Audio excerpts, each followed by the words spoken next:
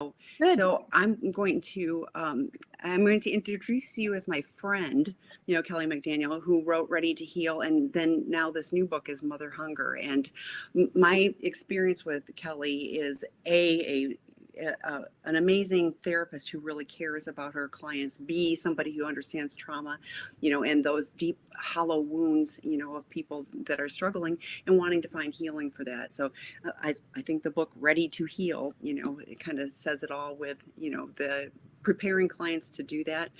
All of us in recovery, there's the initial stopping the behaviors. But unless and until we really are willing to dig into what those wounds are and look at those, I think we can get stuck or prone to relapse. So I think this is an invitation for people to look at those wounds. So I'm going to toggle off. I'm going to have you introduce yourself a little bit more. I'm going to give you guys a reminder. Please do not go to the people requesting to share. I am me, any questions. You can follow Kelly's presentation, Kelly McDaniel. You can download that and follow along. But do ask questions, and per Kelly's permission, I will chime in and ask them in real time. So Great. Thank you, Tammy. And thank you for inviting me to talk to you today about mother hunger. I wish I could see your faces so I would know who is here and interested in mother hunger. Maybe that's what's below me. This is so fascinating. Anyway, okay, so a little bit about me and why I'm here. The first book I wrote is called Ready to Heal. And this book was published by Gentle Path Press in 2008, so 12, 13 years ago now. But in that book, yes, I was talking a lot about love addiction, sex addiction, specifically for women. But I touched on one of the main issues that's underneath this addictive craving, the core wound, and I named it mother hunger. And at the time, we weren't collectively as professionals as well versed in attachment theory as we are now. So it was a little bit radical. People weren't really sure what in the world I was talking about, but the idea caught hold. And in 2012, I did a new edition of that book and expanded the concept of mother hunger to a whole chapter. Now I'm publishing the whole book on mother hunger. And so Tammy was kind enough to say, why don't you come talk about mother hunger? And since I've been writing this book for 2 years, it is coming out in July. I'm pretty possessed. Like, this is kind of all I can talk about. So I'm going to try to go through it in a way that is somewhat comprehensive. So you have an idea of what is mother hunger? How did this come about? And how would I know maybe what it looks like? So that's what I'm going to jump in and start with. So the name came about because what I was finding over and over again with the women that I was working with, and the men too, is that in the love addiction trance and in the sexual addiction trance, when there was a moment of lucidity, when there was a moment, usually in the office with me, where we're distilling down to what is it that you're actually looking for, wanting, and craving. And there was this longing, regardless of age, gender, color, there was this longing for a certain quality of love that to me kept sounding maternal. And when I would do somebody's history, family history, and I would hear the stories of what was happening early in life with the primary caregiver, which I use the word mother, and I'll explain more about why that is shortly. The story started to make sense, like what this person is craving from that very first relationship, the first relationship we all have, regardless of how long it lasts, was the same craving that was fueling addictive love and addictive sex. I've then gone on to find this is the craving that's beneath pretty much every addiction. It's just that some addictions are maybe even on top of a food addiction and a sex and love addiction. Those seem to be the more primitive ones related to mother hunger. Alcohol can hide those, and so can work, so can exercise, so can gambling. But when we kind of get down to the very core, what I'm finding is mother hunger, and that's why I'm writing an entire book about it.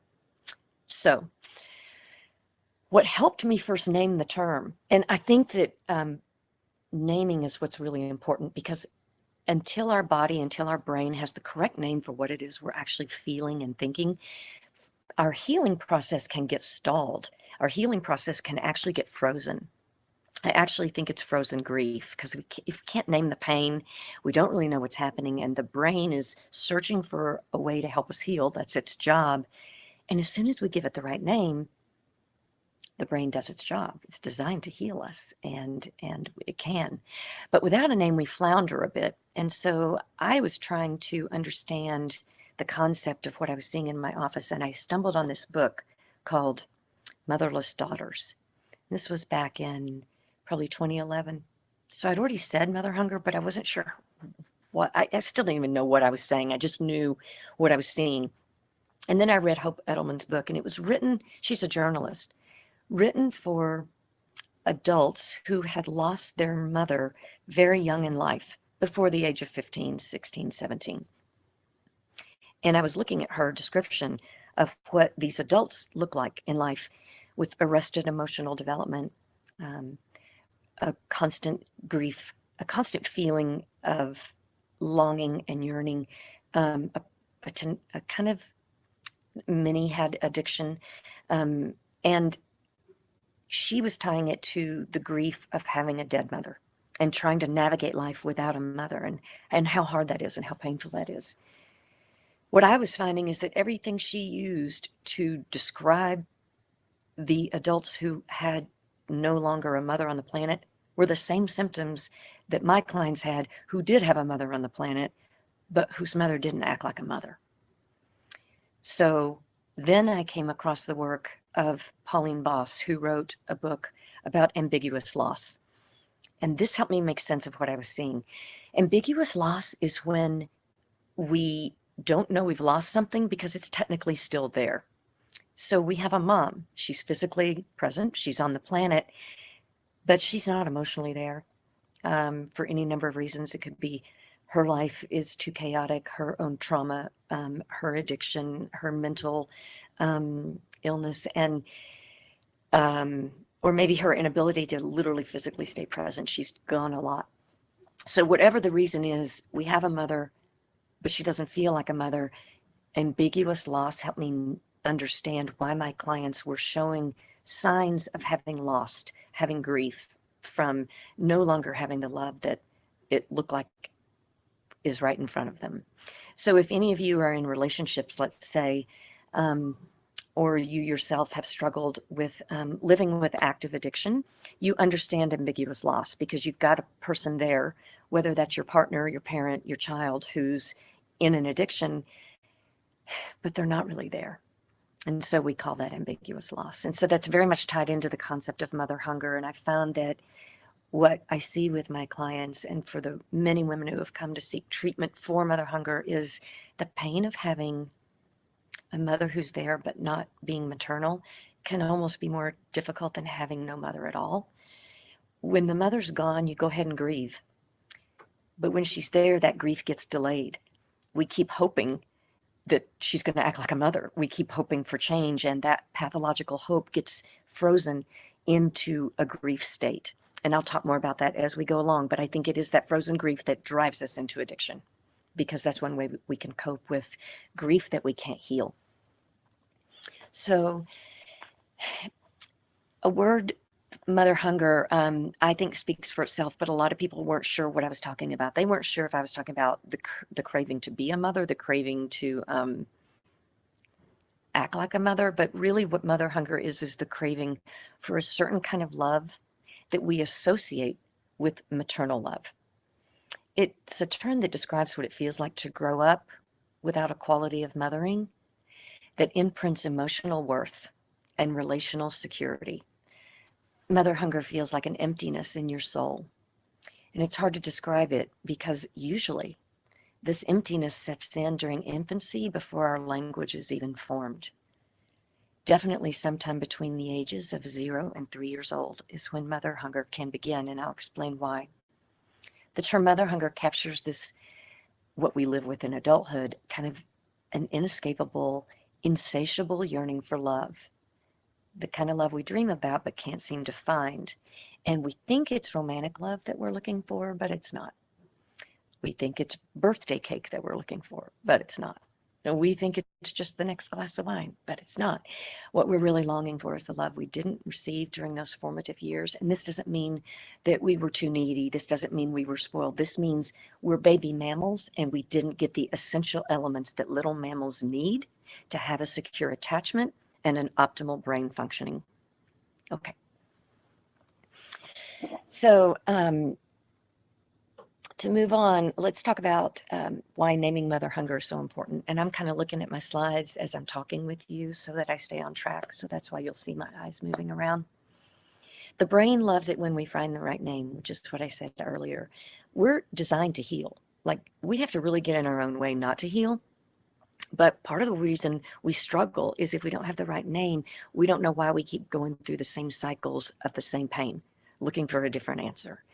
Part of it is just we didn't have a name, but we do now. And when we name mother hunger, what that does is it's going to give us a framework for how we go back and we heal that original injury, which is going to make everything in our life a little bit more smooth because it's going to reduce the shame. When the brain has the right name for the wound, we have a lot less shame. A lot of you may know the cycle of shame. Dr. Patrick Carnes talks a lot about the cycle of shame in the work that he put together originally to help us in the addiction field. Shame is one of those things that kind of is cyclical. It feeds on itself. It starts with unreasonable expectations, and maybe those expectations are ones we have for ourselves. But generally, we learn what to expect of ourselves from our caregivers. We learn to be good, or we learn to be a perfectionist, or we learn to be compliant in order to receive some kind of love. And when we failed, we felt shame.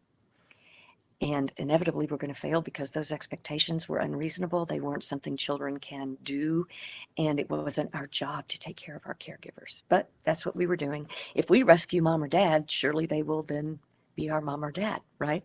So we learn these ways to think we're supposed to be. And then when we can't be that, we feel shame. The caregivers aren't going to feel the shame.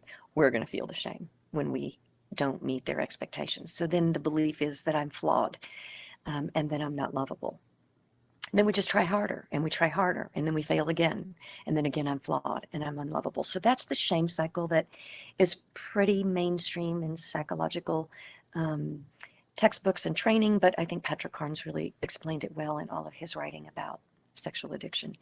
And what I've done is kind of taken that shame cycle and applied it to mother hunger. So how does the mother hunger cycle look? It looks a little bit like this. We have a mom, all of us. Whether we stayed with our biological mother or not, we all started inside a maternal body. And most mothers are products of a world that didn't support her in being a woman and hasn't supported her in becoming a mother. And we're going to talk more about this. But mother hunger happens because many of us are born to what I call a compromised mother. And she could be compromised for many ways. Her own mother hunger, her own intergenerational transmission of neglect or abuse, living in a world that sexually objectifies her. So she hasn't really learned maternal skills. So it starts with a compromised mother, and we're born. And because she doesn't have the skill set, we somehow miss one of the three main elements that we need from a mother. One is nurturing, one is protection, and one is guidance. And this is what I'm going to talk about today, these three elements, because the truth is we haven't had a way to quantify what is good mothering. And so it's hard to even say, well, I don't know what I missed.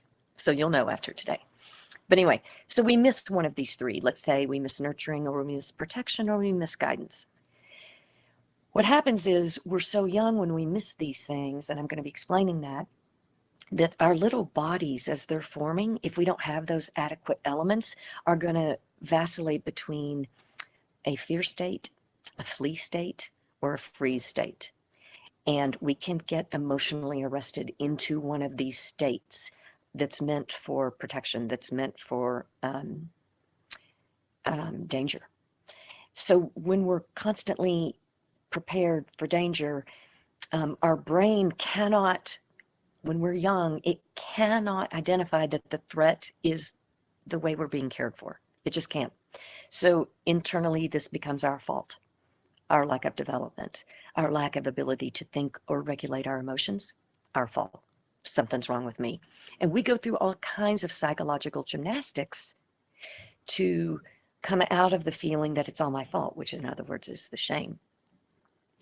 And we try to bond with our mother. We try to get the nurturing, we try to get the protection that we need, and later in life we try to get the guidance that we need. To try to get those things, if she doesn't have them to offer us, means that we're going to probably find ways to comfort ourselves, nurture ourselves. And when we're young, those are very primitive ways. We're going to find ways to stay safe. And when we're young, sometimes that's not very effective. And then we're going to find ways to grow ourselves up if we don't have guidance. As we continue doing this, way too young and way before we were able to, and without a role model and without the right kind of nurturing care that we need, we're going to continue to experience shame every time we fail. So that's what the mother hunger cycle will look like when you see the PowerPoint and you see the graph. You might be wondering right about now, why am I calling it mother hunger? What about father hunger? And I hear this question a whole lot because so many of us, I think, identify with wishing dad had been more available, wishing dad had been kinder, maybe wishing our father had been a man that we could respect and admire, wishing a father had been more kind to a mother, perhaps. But that's just not what this is about. Some other books are about father hunger. In fact, there's quite a lot written about that for girls. I think there needs to be more written about that for men who have a hole in the soul where they didn't get paternal guidance and they needed it. So I'm talking about mother hunger because we are born to a mother. We're born ready for her care. We are a little mammal, and she is the first relationship. That's not to diminish how important fathers are or other partners of our mother. That's not to diminish it. It's just that's a second layer wound. And typically, if we got what we needed from the mother, we're less vulnerable to things that father can or can't do. The next question I get a lot is, do men have mother hunger? And I'm bringing this up because I did write a book for adult daughters, and Ready to Heal was written for women, but I've had many men talk to me about how Ready to Heal was helpful for them. They really were able to crystallize some concepts from that book that they hadn't realized before. Same with mother hunger. Yes, men have mother hunger for sure, because all babies are born with the same need for nurturing and protection. Where it changes a bit is that as boys hit puberty, 12, 13 years of old, they're going to move into the world of men, and that's where they're going to start looking for guidance from men. Now, this is a tough journey for non-dominant males. I'm not simplifying this journey at all. And that's a whole nother book. For girls, they still want guidance from their mothers. So all three needs, nurture, protection, guidance, girls and women still need it from their mothers, whereas boys will eventually need it from their fathers. They may not get it, and that's going to leave a wound, but mother hunger may not be the wound if your mother had been nurturing and protective. So I hope that clarifies a bit. I want to be very clear that in talking about mother hunger, this is not a new creative way to blame mothers. Mothers are all first daughters, and every mother carries into her journey as a mother any unhealed wounds that she has from her own upbringing and any unhealed wounds her mother had. So if you are an adult woman listening to this right now and thinking about your mother, you can also think about your maternal grandmother. The more you know about her story, the more you know about your mother's story, the more that your story will make sense, because this is happening intergenerationally. So I just want to really have that disclaimer that this isn't about finding another way to blame mothers. So how about a job description for what it is to be a mom? Okay, so the ideal candidate must be a self-starter, able to comfort and bond with a new vulnerable human being by holding, feeding, and responding to every nonverbal cue. Responsibilities also include protecting this little human from external threats and actively engaging in their academic, spiritual, social development. The candidate should have equal parts tenderness, strength, grace, and healthy boundaries. And by the way, this is an unpaid position. So if I were to write a job description about mothering, I wonder how many people would sign up for that.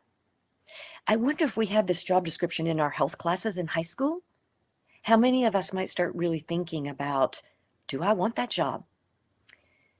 So when I was trying to figure out how to help design a healing protocol for mother hunger, I tried to find an actual working definition of a mother.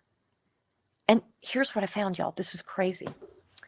The Cambridge Dictionary defines mothering as, quote, the process of caring for children as their mother or caring for people in a way a mother does. How's that a definition? And then Merriam-Webster defines mothering as to bring forth from the womb, to give birth to. Giving birth to a child does not make one a mother. These definitions really give us nothing concrete, and they imply that mothering is simple and innate to all females just because they have a female body, which is a gross oversimplification and just sadly leaves us all without a compass of understanding as children what we missed, and as mothers what to give, what to do. So a lot of the work I've done to make mother hunger something that we can understand is to redefine it, or define it maybe for the first time. Like what exactly is it? And so I went back to the Latin root of the word nurturing, because I think we'd all agree that one thing we think about that a mother does is nurture. Like when we're babies and we're in her body, we're nurtured by the fact that her body knows how to feed us. We don't have to cry. All of our needs are met in utero. That's the first place we're nurtured. But then when we're born, our nurturing depends on an adult caregiver. And we're already born familiar with her body. We're already born with, we know what she smells like, we know what she sounds like, and we can actually smell her breast milk.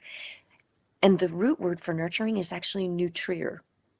Nutrire is the Latin word that means to suckle. So I find this fascinating, that maybe this is why we think of nurturing with women, because women have breasts and that's a mammary gland and that's where we suckle. And all mammals nurse. So that kind of explains why I think we associate nurturing with women, even though men can nurture. They haven't been socialized to nurture oftentimes, and men do not have as many oxytocin receptors as women do. Oxytocin is released when we're bonding. So we get a surge of oxytocin when we're falling in love, we're spending time with someone, and we're sharing erotic intimacy. We get a lot of oxytocin. Women have 2 more opportunities for oxytocin that men do not have. We receive oxytocin when we give birth. It makes the contractions easier, and we receive oxytocin when we breastfeed, when we lactate. So 3 more opportunities, huge opportunities for oxytocin, which is a bonding hormone. So separating a mother from her baby, which can happen for medical reasons, right? If there's a crisis, happens with adoption, happens in surrogacy, could happen because mom dies, could happen because mom needs to go to work too soon, too fast, could happen because other siblings take her time. Whatever the reason for separation, the baby doesn't care. All the baby feels is her first home is lost. And what she came designed to do, which is to bond with this mother and to receive her care in a nurturing way, gets compromised by too much separation. So if mom and baby aren't sharing a lot of nurturing time, physical proximity, and touch, milk supply will go down, and it may damage it completely. So separation is risky for the nurturing quality of mothering, and nurturing is quality number 1. Remember, we're going to talk about protection. We're going to talk about guidance, but nurturing is number 1. Separation threatens nurturing. Nighttime.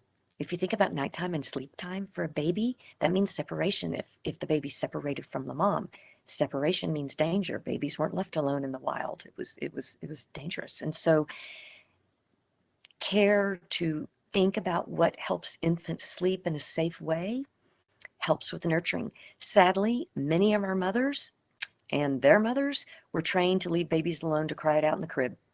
And this is the most damaging thing that can happen to nurturing, because that nighttime skin contact builds milk supply and bonding. That's why adults like it so much. That's why we like to share sleep with people. To think we can leave a baby alone in the crib and there's not going to be a problem with bonding is really misguided, misinformed education. And this is where a lot of parenting experts are not helping mothers. They're not attachment experts.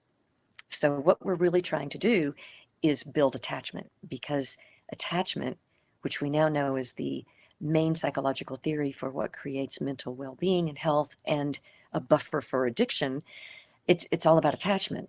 A secure attachment is going to be threatened if nurturing is threatened. So when we threaten nurturing by too much separation between primary caregiver and baby, we're basically building insecure attachment. Incidentally, at least 50% of the population has insecure attachment, which tells me how misinformed many of us are about what those first needs are between the age of 0 and 3 years old, before language even comes on board, when nurturing is so important to build secure attachment. So that's the first piece of what could cause mother hunger is lack of nurturing. Nurturing is defined as the quality of responsive care between infant and primary adult. Holding, feeding, soothing, grooming, and responding. It's the baby language of love. Babies can't speak, but they understand touch, sound, smell, and they understand the nuance of your voice. And it is the foundation for all secure attachment and brain health. So you've used primary caregiver, and I know that's some mother, but can a baby have secure attachment if, like, mom goes back to work, but there's other strong caregivers? I mean, does that help fill the gap, or does that still create a gap? And for those of you joining, if you did not join right away, Kelly McDaniel's PowerPoints, you can follow along. I am you download them on the blue bar above Kelly's head, and you can follow along with that. And if you've got questions, IM them to me, and I will ask them of Kelly. But if you can help me understand more about primary caregiver, yep, that would be helpful. Thanks. Good. The actual definition of primary caregiver is the adult who has the most hours with the baby. So a primary caregiver could very well be a full-time nanny, because she will have, or he will have, the most hours with the baby. Okay, but here's what we have to acknowledge. In order for mother hunger not to begin to grow, because for a primary caregiver to step in and take the place of the mother, there was first a loss. The baby feels that loss. But if a primary caregiver is well educated and knows that, they're going to be ready to anticipate more crying. They're not going to think that's a bad baby or a willful baby. That's a baby that's already registered a loss. The baby already knows, my mom, my environment, my home is not here. So the caregiver who steps in at whatever stage between 0 and 3 needs to be well educated to know this baby's going to need more holding, more feeding, more touch, and more proximity.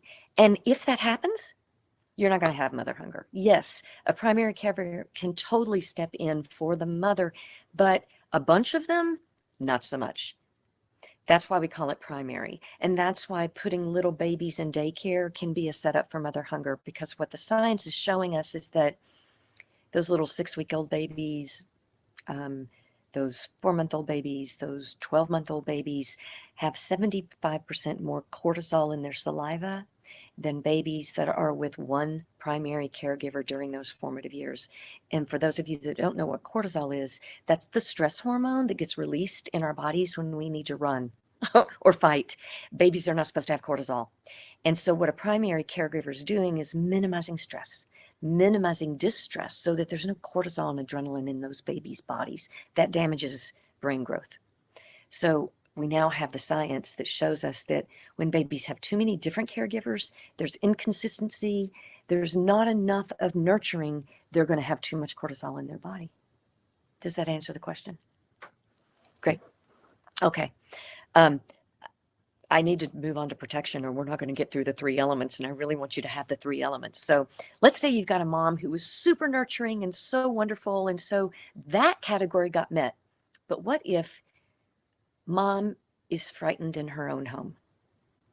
What if mom isn't safe in her home? She's cuddly, she's loving, but she's afraid. What do you think she's going to be able to do to protect her children? What's she going to do when she has a partner who is spanking her children? Is she going to be able to protect them? Many, many times, mothers who are not safe themselves, who are not grounded and feeling like adults or feeling that they can defend themselves, struggle to defend their children. And I would have to ask, what kind of world would make it threatening for a woman to be a woman and for a woman to protect her children? And there are many things that go into this, and I covered a lot in the new book I'm writing, but one of the basic things is that most women growing up in patriarchal type societies understand that as we walk out into the world, we are sexual prey.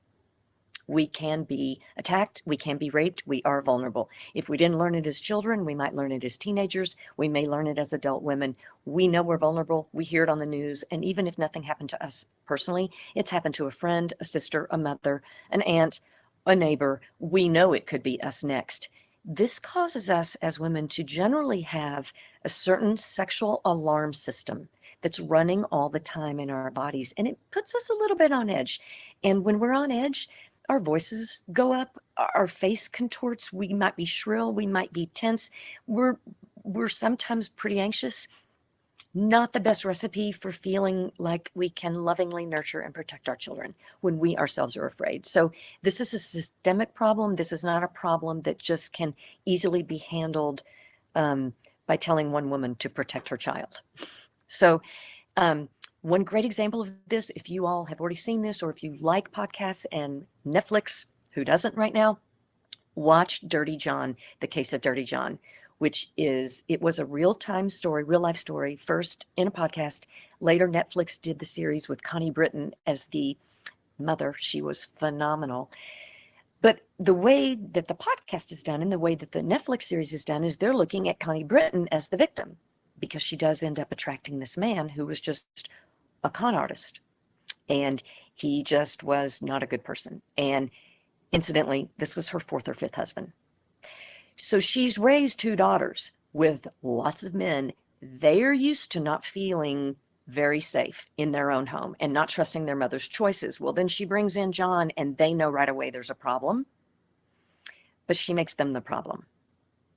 She gaslights them. She tries to make it their fault. She hides the fact that she marries him. Anyway, that's a great example. It's extreme, but it's a great example of lack of maternal protection. Okay? Moving right along. Let's talk about guidance. What do I mean by guidance? One of the things we want as we're growing up from our mothers as daughters, and again, this is where it gets a little different for sons. Sons want guidance. They want their mother to be somebody they're proud of, right? But they don't necessarily look to her for how to become a man. Daughters continue to look to our mother for inspiration. You know, what does it mean to become a woman who is strong but kind? Do we admire our mother? Does she inspire us? Do we want to be like her? So these are questions related to guidance, and they're really ladder issue mothering things. So mothers first protect and nurture, and so they can learn to guide. And some already do, but I think a lot of mothers get tripped up with this because the world tells us that a woman's more important if she's earning money and out in the workplace than if she's raising this child. So women are very conflicted about guidance. They want their children to be proud, but if that means you're out working and making a lot of money to support, and that's great, but if that's not necessary, that's just something that is taking you away from your child. A lot of kids growing up, if they didn't get nurtured and protected first, they don't really trust their mother's guidance. So if she hasn't done those first two things, and then she tries to set a rule or be an example, her children have already said, I don't trust you. So the first two really have to happen in order for guidance to be effective. But a great book, if any of you want to look into the issue of maternal guidance, I love Ken Adams' work for this too, by the way. But Wild Game is a memoir that came out last year. And it's a story of a 14-year-old growing up. And, she's got her first crush. She's just on the brink of becoming a young woman. And I think she's had her first kiss. And that night she's going to bed and she's savoring this memory. And her mother comes into her room, says, "I've got to tell you something," and proceeds to tell her daughter about beginning an affair with her father's best friend. This is what I mean by poor maternal guidance. Like, mothers who think that their daughters or their sons are their friend are not being guides. If your mother thought you were her friend, if it was your job to cheer her up and entertain her, that's lack of guidance. And that can also cause mother hunger, even if she had been nurturing and protective. Okay. I'm going to say couple things about third degree mother hunger. What I've been saying are the three elements are nurturing, protection, and guidance. And many of us missed one or two or three. If we missed all three, we had no nurturing, no protection, and no guidance. I call that third degree mother hunger. And these third degree mother hunger is what creates complex post-traumatic stress. So most of you know what post-traumatic stress disorder is. We understand post-traumatic stress now because we understand what happens after a car accident or after war and after really a horrific event that leaves us in a state where it's like it's still happening. Complex post-traumatic stress is not as widely understood, but what that refers to is when you grew up with trauma, there is no post-traumatic stress because it happened ongoing all the time, every day. When you were afraid of your caregiver because there was no nurturing, there was no protection, no guidance, and this person was verbally abusive, physically abusive, you will have what we call complex post-traumatic stress. Complex post-traumatic stress is so deeply misunderstood that it gets terrible names like borderline personality disorder, bipolar disorder. Complex post-traumatic stress is why you have to have an addiction if this is what you grew up with. Complex post-traumatic stress, or what I call third degree mother hunger, when you got nothing that you needed, means that you had to learn very young, before you had language, to dissociate from what was happening. And when we learn to dissociate, we do not develop a sense of who we are, what we want, what we need. We are in constant protection mode. And half the time we're dissociated, not even able to feel what's happening. We have to go off into our mind. We have to go off into another part of ourselves. So many of us have parts of ourselves that behave in ways that frighten other people or that frighten a therapist. And so we get a terrible diagnosis when this part of ourselves was simply trying to survive in a world that was not designed for our well-being. Okay, so this is not pathology. This is not your fault. This is third degree mother hunger, and it is the foundation of an addiction. Any other forms of mother hunger could also be enough for an addiction, but this one certainly is. Like, I don't know anyone with third degree mother hunger that doesn't have an addiction or two or three covering it up, because it's a terrible wound. So to heal, and I do want to say, I want to end with healing. What's so powerful about naming this wound, and again, this wound is more about the care you didn't get, not the person that didn't give it to you, okay? Because whoever could have given you the nurturing, protection, and guidance, ideally it was your mother, but it could have been someone else. I call it mother hunger because we're yearning for things that are typically associated with maternal care, okay? But what we have to do to heal from mother hunger is find out, first of all, do we have it? What did we miss? Was it the nurturing? Was it the protection? Was it the guidance? And depending on what those things were, that's what we replace.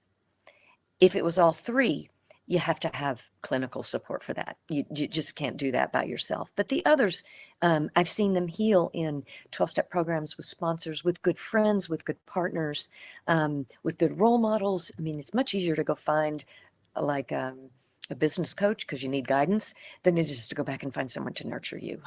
So what you're basically doing by healing mother hunger is you're going to earn the secure attachment you didn't get in childhood. And you can do it. The brain can do it. The brain can learn. But first, it really helps to know what it is you lost. And without a working definition of mothering, we don't know. But now you have it. So now you can figure out what you lost and not waste a lot of time. I do want to mention some things that get in the way of healing. One of them is an apology ache. Like, a lot of us get stuck waiting for mom or our caregiver to apologize for what went wrong, for what we missed out on.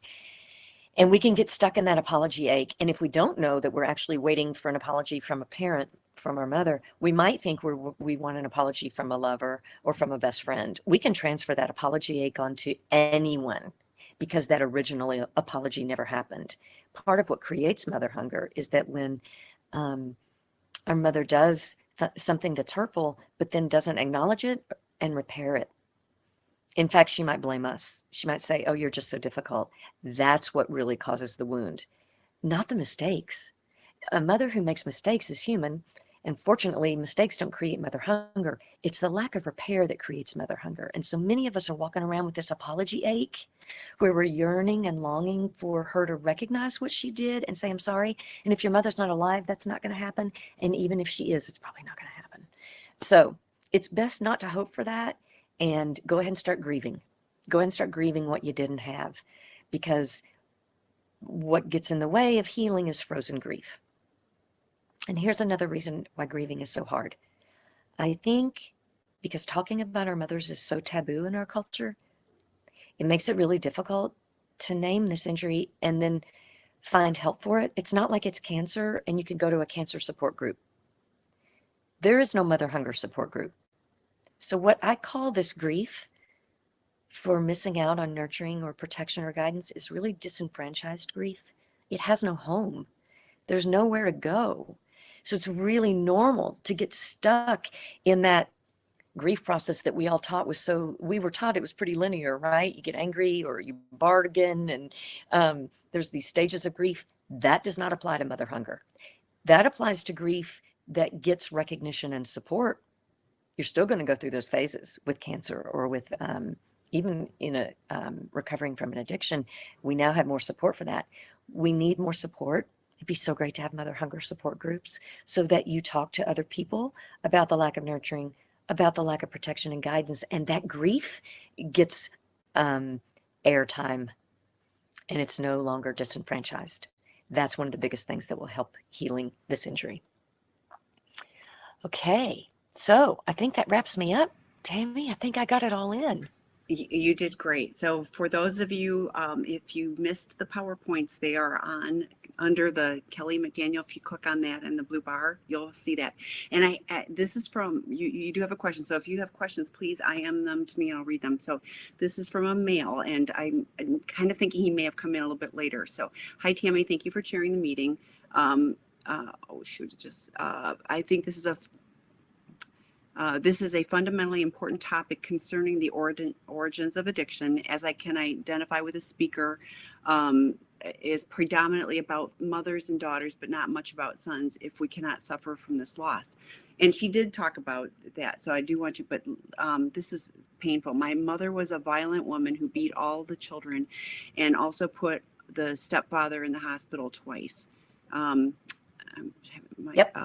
My mother was not a caring, loving woman. She was violent and not caring, and she cared more about other people's children than her own. I've had addictions to porn, food, alcohol, drugs, exercise, working, and sport, trying to fill the wound, which I did not understand. That's it. Can you speak to that? I would love to speak to that, and thank you so much. Yes, what I said early on is that men can have mother hunger because little baby boys have the same needs, and little children have the same needs regardless of gender, for safety and for nurturing. And you didn't get that. You also didn't get guidance. So you have third-degree mother hunger. And typically those get misdiagnosed with terrible kinds of names. Every single addiction you have has been a way to survive the fact that you have a third-degree burn on your heart, that you got none of your needs met. And I'm really, really glad that you're here. And a great example, a terrible, tragic example of third-degree mother hunger. Yeah, I wrote down the dissociating and parts of ourselves, and I have talked to so many people, such as this person. When I talked to people, I was like, thank goodness you had an addiction. That was probably what saved you, It because saved you. like it was the maladaptive coping mechanism, and of course, addiction is painful, and now digging out from all of that. But as a small child, there's, I mean, how do you Here, protect yourself in a world where your mother, right. the person who's supposed to love you, is beating you? Yeah. That's a third degree relational burn. And I would even say that addiction is not maladaptive because truthfully, when she's dangerous, first source we have for something that will feel nurturing is food. Think about that. I mean, as soon as we can crawl, we can get to the kitchen. And most people I work with third degree mother hunger discovered sugar, brown sugar, ice cream, and found ways to get it into their nurseries, into their bedrooms. And so food is generally the very first addiction, that and masturbation. Those are the very first, I would even call them maladaptive. They are the surrogate mother. If you learn to masturbate and you learn to find food to medicate that you were terrified and neglected, that's not maladaptive. That's survival. And yes, later that's going to be a problem, but you'll deal with that. And it's easier to deal with when you understand where it came from and there's no shame. Like that saved your life. Yeah, and the compassionate part of me thinks about what a what a terrible childhood your mother must have had to turn out to be somebody that was able to hurt children. I, Yeah. I mean, when you're talking about nursing children and things like I just smiled, and like I get this feeling because I remember with my daughter having that ability to just snuggle and hold, and like huge wonderful memories, and then I can't conceptualize being able to do something that's hurtful. So I think we it's have a enough. hard Go thing. ahead. It's a really hard thing for all of us to think about. We don't want to think that mothers can hurt their children. And in fact, there's such a gross denial about this. Then even in the ACE study where they show what creates adverse childhood experiences, nowhere in the ACE study do they say having an abusive mother. They say watching your mother be abused, but Wow. nowhere in the ACE study, which is now informing all care, thank goodness it finally is, it doesn't mention having an abusive mother. We don't want to admit this as a culture. Wow, that's an important insight and a huge miss on that. So Yeah. Yeah. more questions. Thank you so much. When I lost my dad, I realized my grief was all about the fact that he would never love me. If you're trying to pop into the requesting to share, we aren't doing that. This is being recorded, but feel free to IM me messages. So let me back up. I realized that the grief was all about the fact that he would never love me. I didn't even know I was holding on to that possibility until he died. I also wanted to say that the ACA program is the only 12-step group where I haven't felt shamed when talking about my mother hunger. After 31 years of recovery, I'm now my own inner mother and no longer need a woman outside of myself. Wow, powerful message. That is beautiful. And that is a testimony to healing mother hunger when you can create a nurturing, protective inner mother. I call that the celestial mother. But there are people out there calling it the inner mother, and I kind of like that even better. I think I started with celestial mother because I was using 12 step, and step 2 is all about God. And I'm like, well, mother hunger people need a celestial mom. Eventually that becomes the inner mother, but thank you so much for sharing that. Yeah, that's an important insight, and what a gift to have that understanding. So, okay, next question. Could the actual craving of food be the hunger for love mother wound? That's exactly what it is. Anytime you crave food, ask yourself if maybe you want your mother. So I have this whole questionnaire I do. It's really a lot of fun. And we don't have time to do it today, but it will be in the book that is coming out. And the questionnaire goes through, tell me about your favorite food, tell me about your favorite meal. And then I want you to describe what it's like when you have these things and give me those adjectives. And then I turn those adjectives and we see if they apply to how you feel about love. Wow. It's always the same. Yeah. So a hunger for food is a hunger for love. I'm not talking about real hunger where it's like it's time to eat. I'm talking about those cravings that don't seem related to mealtime. The cravings for, I guess some people call that emotional eating. Yes, it's mother hunger. And they add, is I have third degree wound. Is this video taped? And yes, it is. All of these Super Saturday Recovery Summit are videotaped. That's why we don't have the people able to share. And they will be available on the in the room's homepage. You'll be able to find those. So, and on the Super Saturday Recovery Summit, you can find all of the videos from previous ones. Typically, they take about a week because they're doing some editing. So check, but by the end of next week, hopefully they're up there. I think it's a she, adds, when you, because when I go to trauma, I have these cravings indeed. So, okay. Next question. Thanks. Can you tell us something about broken father-son relationships? It's really not my topic. I think that's what I said at the very beginning, that father hunger is a real deal. And I see the suffering that men go through wanting their father's time, approval, and attention. It's a real deal, this father hunger, but I'm just not the person to write that book or speak to that, other than to acknowledge it and differentiate it from mother hunger. I think it's its own category. I think it's a very painful category, but it is different than mother hunger. So somebody asks, let me see. Could you speak to men who pursue unavailable or crave healthy, respectful ways women's company because of loneliness? Could that be a lack of nurturance and protection? Most definitely. In fact, I have found that men with mother hunger that fits in the first category of lack of nurturing typically will find themselves on the attachment scale more anxiously attached. And so they're going to be pursuing women more than avoiding them, right? And wanting to find someone that can substitute for that quality of love that actually is more primitive. Whereas men that had more mother hunger might be more avoidant and tend to even be more primitive. Like they're not even actively searching for love. They're just going to go ahead and default to masturbation and pornography, more avoidant type behavior. And that might be they're more avoidant on the attachment spectrum. So men that are more anxious on the attachment spectrum resonate with mother hunger and are looking for a mother in a woman, whereas men that have just given that up and there's not enough to even try tend to be on the more avoidant end of the spectrum. And all is a mother hunger injury. It's just, where does it fall on the spectrum and to what degree? Next question. What an amazing topic. I am now working with a psychiatrist who specialized in trauma for children and adult. I have a hypnotherapist who I am working on my inner child.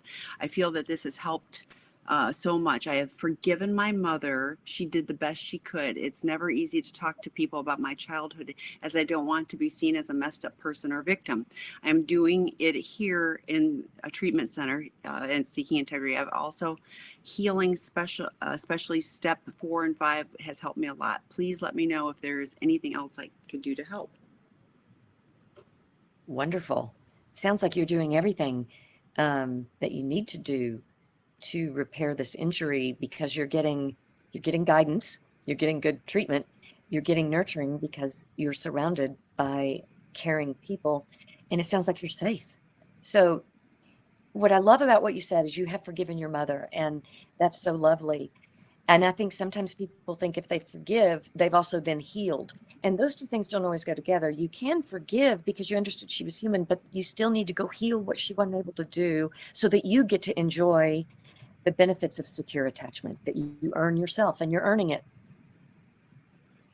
Does lack of nurturing lead to a woman constantly going to unavailable men because that is what they know? Yes. The short answer, yes. Yes. So the more you can identify what healthy nurturing looks like and learn to do that for yourself, then those unavailable men aren't quite as attractive, or unavailable partners, I should say, because it's not gender specific. I've only heard this phrase today in an ACA meeting. Now I discover the summit and realize I am triply wounded, and therefore ask for guidance on where to look for recovery tools for complex post-traumatic stress disorder, which I never realized I suffer from. My denial is strong. Please help. And I think that's really, because you said you need professional help, but people don't really understand. So what would be your guidance for helping somebody find professional help?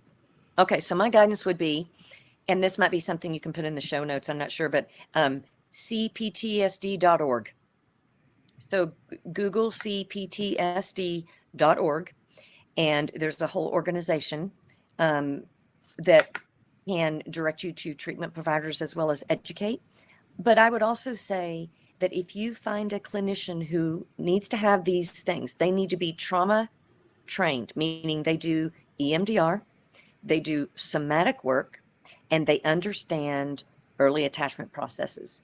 So they're trained in somatic work, they're trained in EMDR, they are trauma informed. Those are 3 levels that a lot of clinicians don't have. You're not going to have that coming out of grad school. So if you're going to get treatment, you want to get the very best treatment. You want to get someone who is trauma informed on all those levels. And you can find some of these people on the EMDR website, which is EMDRIA. Tammy will have other resources for where you can find people, but somatic trained therapists, you're going to find them if you Google Peter Levine, SE training, or Pat Ogden, somatic training. But yeah, start with cptsd.org, and they will direct you off in some of these great directions. Well, and Jamie Marich, who has done a couple of the In the Rooms, and she does a fantastic job with EMDR training and things like that too. So check back on that resource. You can always email me, Tammy, TAMI at seekingintegrity.com, and I will do my best to help point you in the right direction. But also, please download Kelly's slides too, because she's got links to a lot of things too. Okay, more questions. And one of the things, okay, go ahead. One of the things you can do is follow me on Instagram, because what I am doing is posting about complex post-traumatic stress and what to do about it. And I'm cross-referencing organizations because this is a really new diagnosis. So it's not surprising that lots of people aren't sure where to go for this. So follow me on Instagram and you'll get all kinds of ideas. And I think once you start doing the right therapy, like I love an EMDR, but I think once you find the right therapy, it's going to resonate. You're going to go, and if it's not right, keep looking. Move on. Don't give up. Yes. Okay. Absolutely great topic, mother hunger. What about then turning into the caretaker of your mother and remothering your own mother, even from the opposite coast? My mom passed, but I also still carry her pain as my own, along with the pain of her neglect. I want deeper healing. Well, that's the essence right there of lack of maternal guidance. See, when there's a role reversal and you become your mother's mother, that's from her compromised mothering. And so it's a real deal where you never did get to be little and young and have someone caring for you. And so the unconscious belief that's fueling I'll care for my mother is maybe if I do a good job, she'll finally act like my mother. And then that just doesn't work. So you're tired. Love and duty got fused, and so it's hard to know what real love is. And that's poor maternal guidance when that happens. That's a mother that just really kind of let you do her job. Happens a lot. After raising my children in middle and high school, I found drugs and neglected my children. So now I only talk to my son. I don't talk to the other 3. When I was in high school myself, I got pregnant with my first son, and my mom told me, oh, hang on, I keep sliding this. And my mom told me that I should do the other options. As a mother, I missed a lot of my daughter's first events. As far as my own mother goes, she did love me, but also after drugs and alcohol, she disowned me. My senior year, they moved me to another state, taking me out of school. I knew the senior year was miserable and there was no sympathy. My mother was jealous. My father, so it goes on and on. So, and we're almost running out of time. But so the bottom line is I hope to receive the children back in my life and clean up. Any suggestions? Like if you were the mother that wounded, so. Right. Yeah. If you're the mother that wounded, my suggestion for you is to keep in mind, children always want your love and they love you even if they can't be near you. So if you continue healing, you're in recovery, you're going to be sober. That means you're going to start making amends. You're going to do repair work. Every time you do repair work, it may not happen right away. It may not happen overnight, but that gets in and you are loving now. And children generally want to come back if they trust the changes that you're making. So the more trustworthy you become now, it's never too late. we have one more question, and this is a great one. I want to, so we're going to tuck this one in. Can women hinder their healing by constantly looking for a pseudo mom rather than feeling the emptiness and recovering from the wound? Well, I'm not sure the difference between a pseudo mom or how that would necessarily get in the way of recovering from the wound, unless what we're saying here is you're finding kind of a crush. You know, you're hoping this person's going to mother you, but that's not really their job. This is going to be a lot of internal work, but it does help if you have someone who's nurturing you. But that person, sometimes it's good if they're a therapist because that's their job, because nobody can really do it adequately. So I'd say the answer is really both. I mean, yes, you're going to need surrogate care. You're going to need surrogate mothers. And that's okay, but it doesn't exempt you from doing the internal work, because ultimately you're going to be rebuilding an earned security, and that's an inside job, but other people help it, because it's a lot of work. So yes, if you can find someone nurturing, or people that model safety, or someone who inspires you to go build the career you always wanted, that's helpful, but it doesn't take the place of your inner work. This has been fabulous. Thank you so much. Thanks for everybody. So in an hour, come back. Dr. Rob is going to talk about why is sex so much better when I'm high. But check out Kelly's book. Follow her on her social media, but check out Kelly's book that comes out in July. I'll be watching for it. So, but thank you so much. It was great to see you, and I really appreciate this. I'm just thrilled, and fantastic topic. So thank you for having me. Take care, everybody. See you in an hour. Bye.